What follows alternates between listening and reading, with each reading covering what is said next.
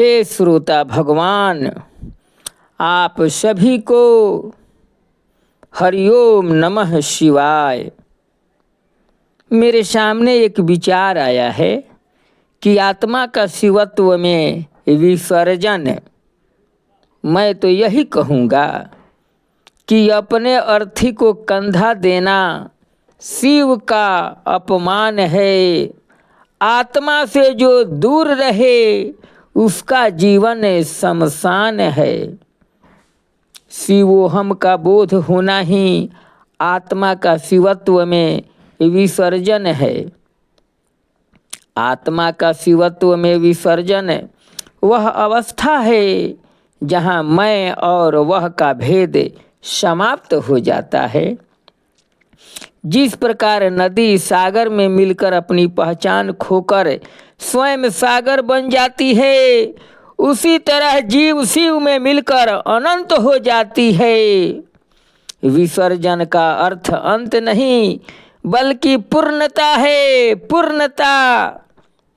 हे भोलेनाथ, जिस पुष्प को आपके चरणों में चढ़ाया उसका सुगंध तो आपने दी, जल चढ़ाया वह भी आपके जटा से निकली हुई गंगा की है।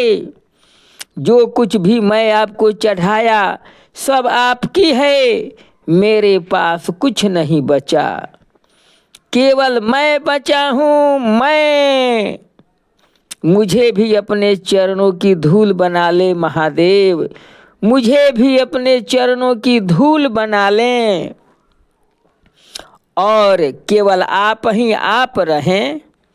हे महाकाल, मैं वर्षों से आपके मंदिर की सीढ़ियाँ चढ़ रहा हूँ, लेकिन मुझे अभी अनुभव हुआ कि मैं मंदिर की सीढ़ियाँ नहीं चढ़ रहा हूँ बल्कि अपने अहंकार की सीढ़ियों की ऊंचाई पर चढ़ रहा हूँ।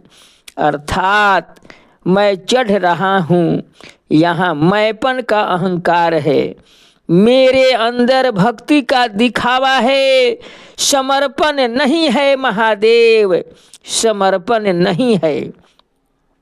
यहाँ तो भाव आता है कि मैं आपका वो भक्त हूँ जो वर्षों से मंदिर में आपकी पूजा कर रहा हूँ। हे महादेव, मुझे क्षमा करें, क्योंकि आपके और अपने बीच एक बहुत ऊंचा दीवार खड़ा कर लिया हूँ।